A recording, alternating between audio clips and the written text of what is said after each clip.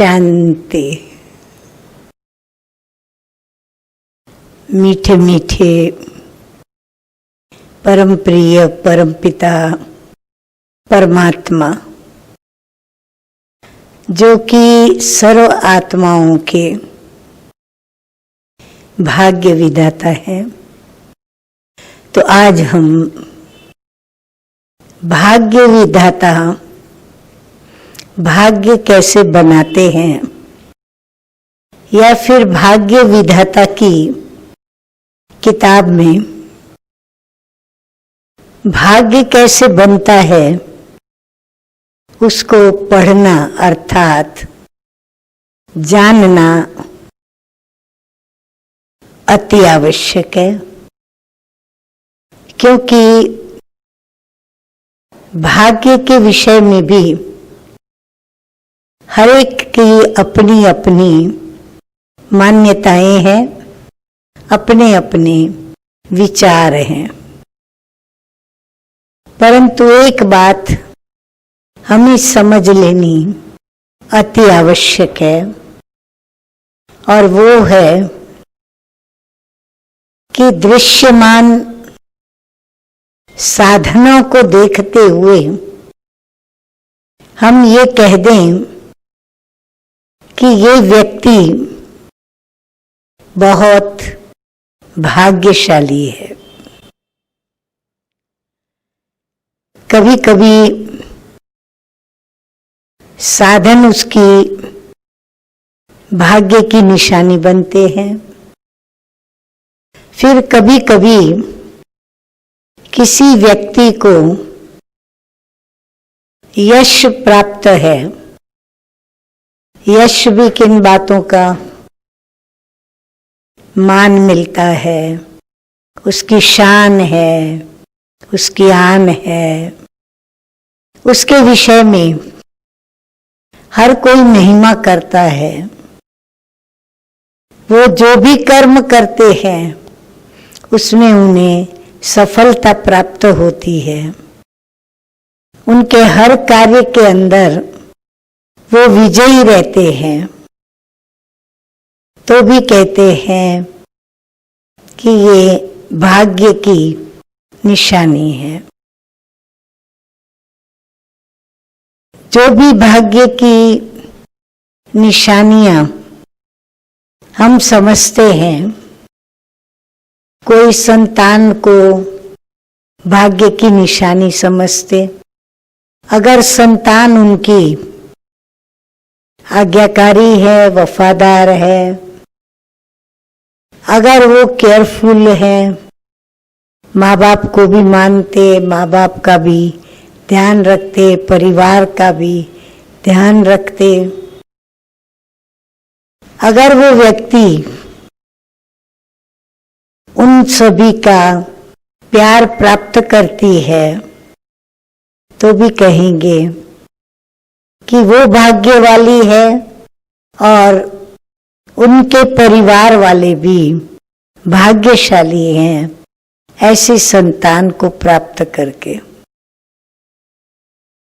जिनको संतान नहीं, वो जो भी संतान वाले माता पिता हैं, उनको देखकर उनके दिल में ये आता है कि ये भाग्यशाली हैं, इनको संतान प्राप्त है। और स्वयं को संतान प्राप्ति नहीं है, इसीलिए वो इस बात में भाग्यशाली नहीं है। ऐसे ही धनवान को देखते हुए गरीब को लगता है कि वो भाग्यवान है, लेकिन मैं भाग्यवान नहीं हूं। उसी प्रकार महान आत्मा को देखते हुए साधारण और नीचे स्तर की आत्माएं समझती हैं कि ये भाग्यशाली है, लेकिन हम उतने भाग्यशाली नहीं हैं। बहुत पढ़े लिखे जो होते हैं, उनको देखकर जो उनसे कम पढ़े लिखे हैं या जो अनपढ़ होते हैं, उनको ऐसे लगता है कि ये बहुत भाग्यशाली हैं कि इतनी पढ़ाई कर सके और हम नहीं कर सके।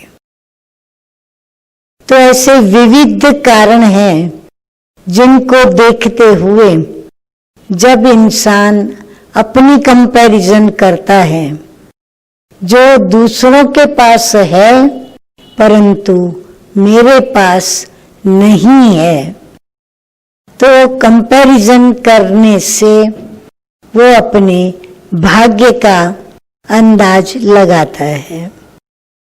परंतु क्या साधना को ही हम भाग्य की निशानी कहेंगे? जो दृश्यमान साधन है क्या वही भाग्य है? हाँ, इतना जरूर है कि आज भौतिक साधनों की उपलब्धि भी भाग्यशाली आत्माओं को ही प्राप्त होती है, परंतु भाग्यवान आत्माओं के लिए साधन कोई मायने में नहीं रखता। भाग्यवान आत्माएं वह हैं जिनका नाम उनके मृत्यु के पश्चात भी गायन योग्य होता है, महिमा योग्य होता है, तो वो भाग्यशाली आत्मा है। जिस व्यक्ति की प्राप्ति से उनके माता पिता, परिवार, समाज और देश गर्व करे, गौरव करे, उसके लिए भी ये निश्चित रूप से कहा जाएगा, माना जाएगा कि ये व्यक्ति बहुत महान भाग्य प्राप्त करके आई है। तो भाग्य की सराहना, भाग्य का वर्णन दो प्रकार से होता है। एक दृश्यमान भौतिक साधनों को देखते हुए और दूसरा उनकी गुणों की और कर्तव्यों की जो महिमा है और उनसे जो उनको प्राप्तियां होती है उनको देख करके और भाग्य को वर्णन किया जाता है। परंतु क्या सचमुच भाग्य यहां तक ही सीमित है? ये भाग्य बनता कैसे है? क्या भाग्य इसको कहा जाता है कि हम श्रेष्ठ कर्म करते हैं और श्रेष्ठ फल भोगते हैं? तो श्रेष्ठ कर्म करके इंसान स्वयं श्रेष्ठ फल यदि प्राप्त करता है, जो स्वयं तक ही सीमित होता है, तो वो भाग्य नहीं कहा जाएगा, वो उसके कर्म का, उसकी मेहनत का फल कहा जाएगा, जो उसने मेहनत की, कमाया और खाया। परंतु भाग्य जो है वो बैंक बैलेंस है। मेहनत की, कमाया, खाया, फिर खिलाया भी, उसके बाद भी उसके पास उसकी बचत हुई। तो ये जो बचत होती है वो है असल भाग्य, क्योंकि यही बचत उस जन्म में तो मेहनत की, कमाया, खाया, खिलाया और महिमा प्राप्त की, यश प्राप्त किया, उसको उसका भाग्य मिल गया, उसको वो साधन संपन्न बना, भौतिक साधन उसके पास सब प्रकार के रहे जिससे वो स्वयं संतुष्ट रहा परिवार वाले भी संतुष्ट हुए और उसके द्वारा छोटी बड़ी मदद मिलने के कारण समाज भी खुश रहता है। परंतु भाग्य कहने की बात जहां आती है, वहां जैसे मैंने कहा कि बचत वो भाग्य है। अब ये बचत करने के लिए भी कर्म तो श्रेष्ठ ही करना पड़े, परंतु कर्म के साथ साथ हमारे मन, बुद्धि, स्वभाव और संस्कारों को भी इतना ऊंचा उठाना पड़े, यानी श्रेष्ठ बनाना पड़े। श्रेष्ठ बनाने का यही मतलब है कि मेरे पास मेरी मेहनत का फल धन प्राप्ति तो बहुत ही है, परंतु मुझे मेरा दिल ये सोचे या मेरा दिल इतना बड़ा हो जो मैं उस धन प्राप्ति से औरों की मदद करूं, औरों की आवश्यकताओं की पूर्ति करूं, औरों के दुखों में मेरी धन प्राप्ति उनको मदद करे और फिर उन मदद लेने वालों के दिल से या प्राप्त करने वालों के दिल से जब दुआएं निकले, संतुष्टता में प्रभु को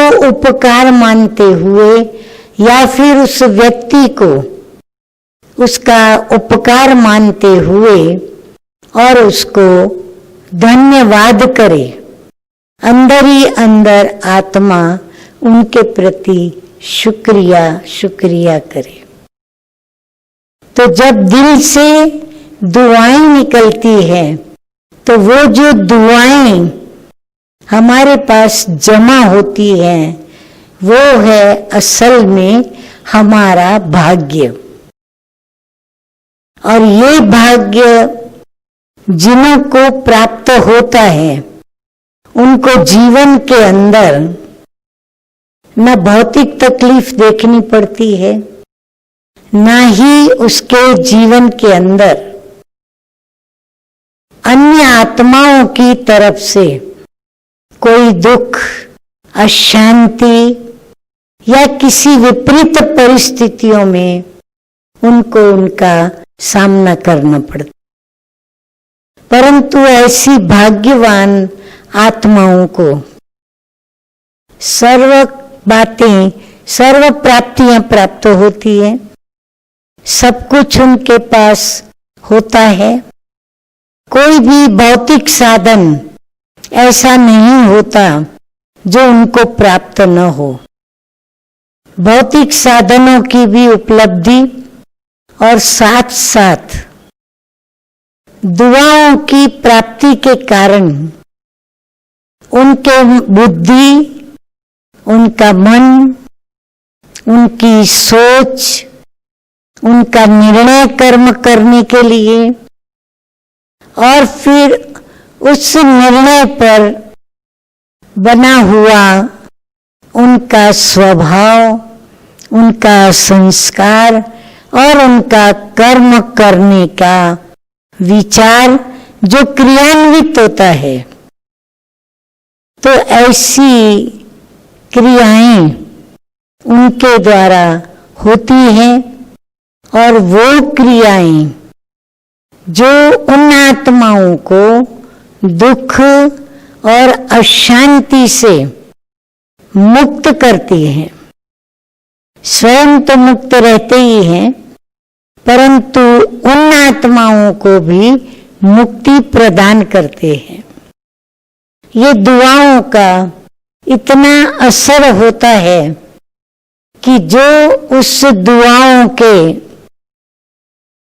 परछाई में या ओला में आ जाते हैं, उनको भी दुख और अशांति से मुक्ति मिलती है।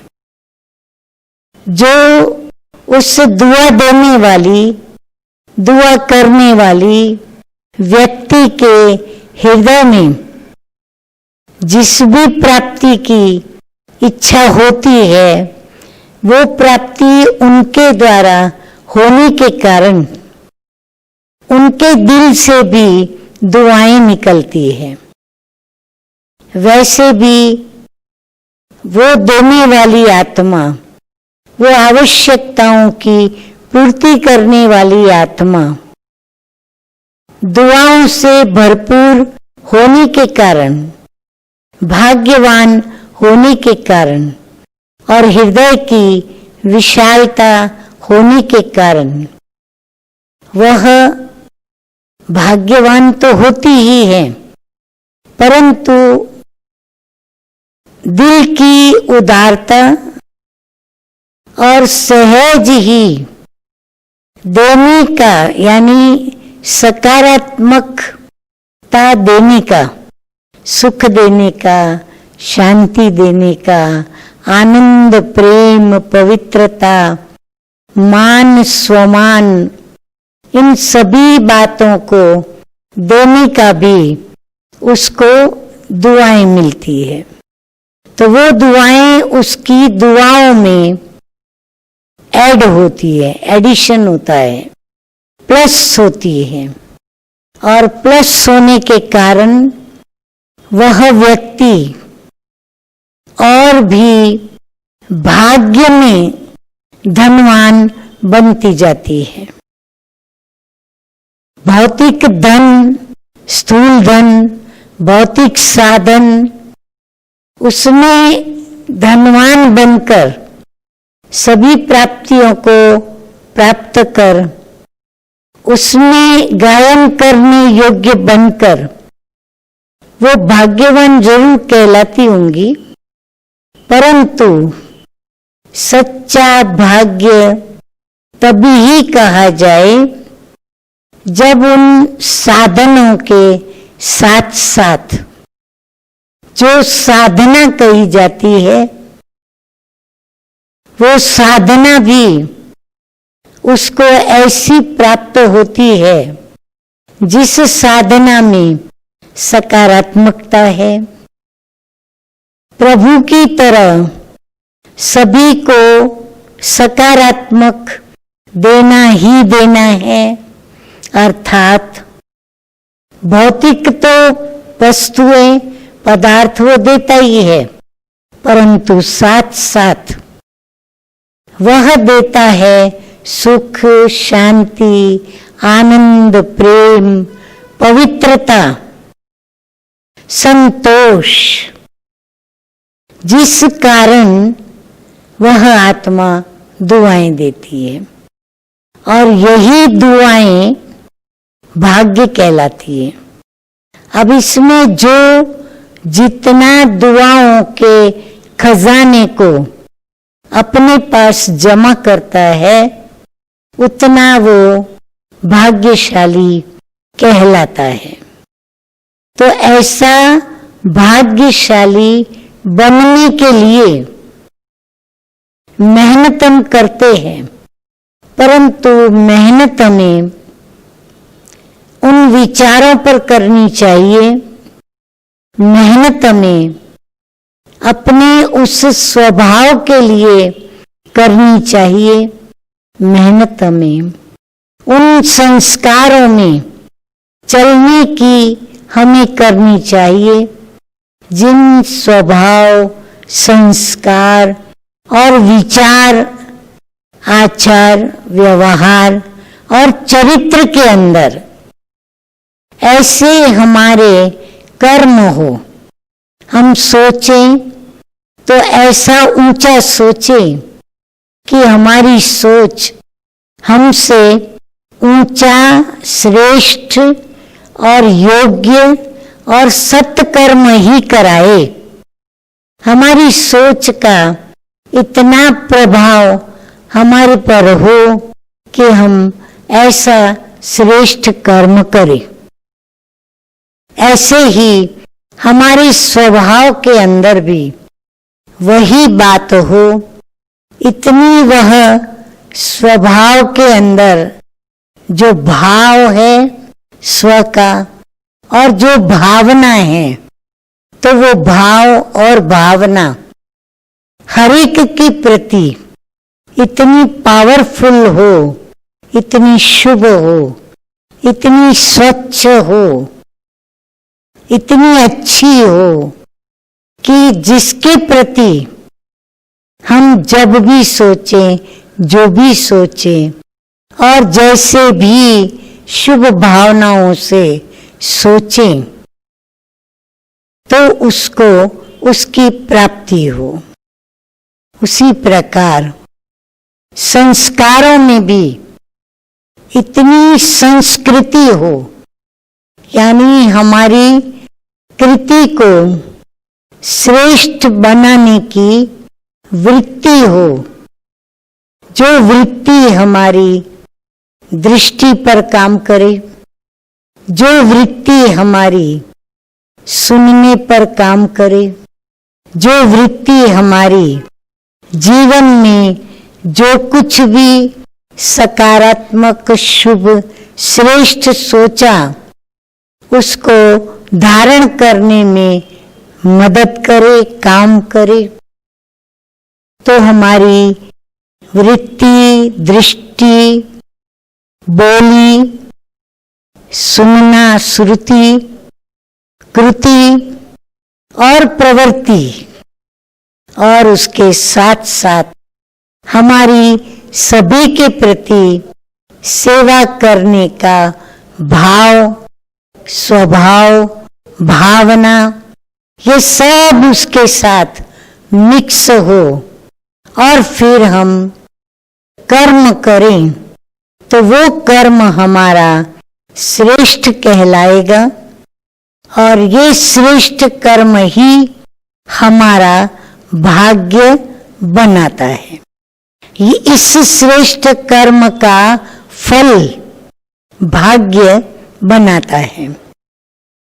श्रेष्ठ कर्म का फल तो हमें भौतिक सुखों के रूप में मिलता ही है, संबंधियों के स्वरूप में भी मिलता है कि हमें जो भी संबंधी मिलेंगे वो हमें चाहेंगे, प्रेम करेंगे, कोई भी हमें नफरत नहीं करेगा, घृणा नहीं करेगा, हम जो कहेंगे वो मानेंगे, हमारा मान सम्मान सभी का वह ध्यान रखेंगे और हमारा नाम रोशन करने में वह भी हमारे मददगार बनेंगे।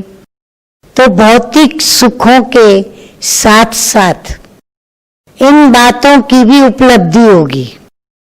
तो भौतिक सुखों में साथ साथ संबंधों का सुख, स्नेह का सुख और फिर इन सभी बातों के साथ साथ हमें सबसे ऊंचे ते ऊंची बात जो इन सभी बातों को देने वाला है, इन फलों को प्राप्त कराने वाला है, इन कर्म के नियमों को बनाने वाला है, जो इन कर्म के कायदों को बनाने वाला है और इन कर्म के नियम और कायदों के मुताबिक न्याय करता है, न्यायपूर्ण फल प्राप्ति कराता है, जो हमारे भाग्य को बराबर बांटता है,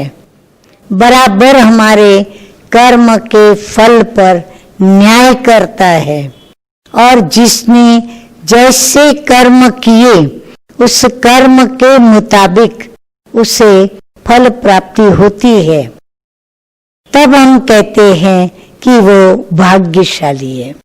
जो स्वयं के प्रति नहीं होता लेकिन उस भाग्य के अंदर एक्स्ट्रा होता है, एक वरदान के रूप में होता है, जो दूसरों को देने के बावजूद भी हमारे पास होता है, जो मन चित्त हमें महसूस होता है, न सिर्फ हमें महसूस होता है, लेकिन जो भी देखने वाले, सुनने वाले, स्नेह संपर्क संबंध में आने वाले सभी को ये महसूस होता है कि ये ऊंची आत्मा है, भाग्यवान आत्मा है, भाग्यशाली आत्मा है। और उसके प्रति किसी की भी उसके भाग्य के लिए न ईर्ष्या होती है, न द्वेष भाव होता है। ये भी उसके भाग्य की एक ऊंची निशानी होती है। और ऐसा भाग्य कब प्राप्त होता है?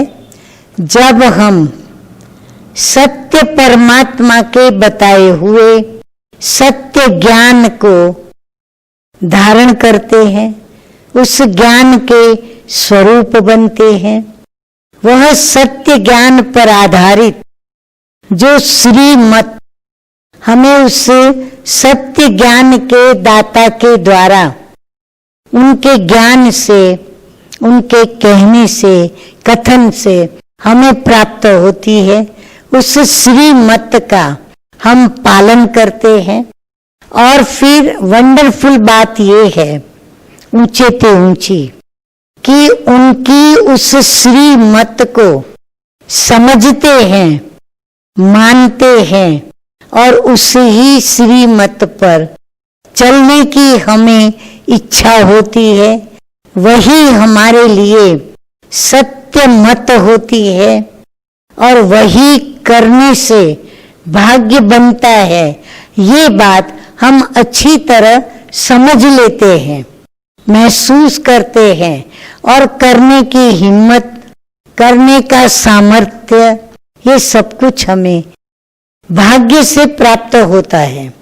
इसको कहते हैं भाग्य, जो हमें भाग्य विधाता की अपनी दुआओं से, उनकी दुआओं से, भाग्य विधाता की कृपा से, भाग्य विधाता के वरदान से हमें प्राप्त होती है। भाग्य विधाता का ये वरदान उन्हें प्राप्त होता है जो भाग्य विधाता के ज्ञान को यथार्थ समझकर, उनकी श्रीमत को सत्य मानकर और जो उस श्रीमत पर मन, वचन, कर्म से चलता है और अपना तन, मन, धन, वो सब कुछ भाग्य विधाता तेरा है, मेरा कुछ भी नहीं, ऐसे वह सब कुछ उसको समर्पित करते हुए इस जगत के अंदर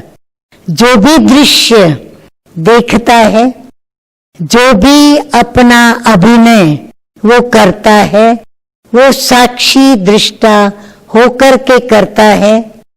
और एक अभिनय करने के खातिर वो करता है, उसमें उसकी कोई आसक्ति नहीं होती, उसको किसी भी फल की प्राप्ति की इच्छा नहीं होती, उसको अपनी कोई भी अलग इच्छाएं नहीं होती। लेकिन जो करावनहार कराए वो वह करता है, करने वाला भी कराने वाला करा रहा है और मैं करनहार कर रहा हूँ। जैसे साक्षी दृष्टा होकर हर कर्म का जवाबदारी उस प्रभु के ऊपर छोड़ता है, वही जगत में जीत को प्राप्त करता है। उसी को कहते हैं निश्चय बुद्धि विजयंती, अर्थात सर्वश्रेष्ठ भाग्यवान आत्मा, सर्वश्रेष्ठ प्रभु प्राप्त वरदानी आत्मा। तो ऐसे भाग्य को प्राप्त करने के लिए केवल केवल केवल सत्यता की राह पर ही चलना होगा। सोचना सत्य, देखें सत्य, सुने सत्य, कथन करे तो सत्य, कर्म करे तो सत्य। आप कहेंगे ये तो बड़ी भारी बात है। नहीं, सत्य माना जो सर्व को सुख दे, हमें भी स्वयं को सुख दे, जिसको हम अच्छे कर्म कहते हैं। बस वो अच्छा अच्छा अच्छा हम जीवन के अंदर करते चले। अगर किसी ने कहा कि आप बहुत अच्छे हो, आपका गुण बहुत अच्छा है, आप में शक्ति बहुत अच्छी है, आप बहुत अच्छे कर्म करते हो, तो ये अच्छाई ही हमारी दुआ है, ये अच्छाई ही हमारा वरदान है और यही भाग्य विधाता से मिला हुआ हमारा भाग्य है। तो भाग्य विधाता का शुक्रिया करते हुए और अपने भाग्य को बनाने के लिए स्वयं को तैयार करें और वैसा ही सोचें और उन सोचों को क्रिया में, कर्म में लाएं। ओम शांति।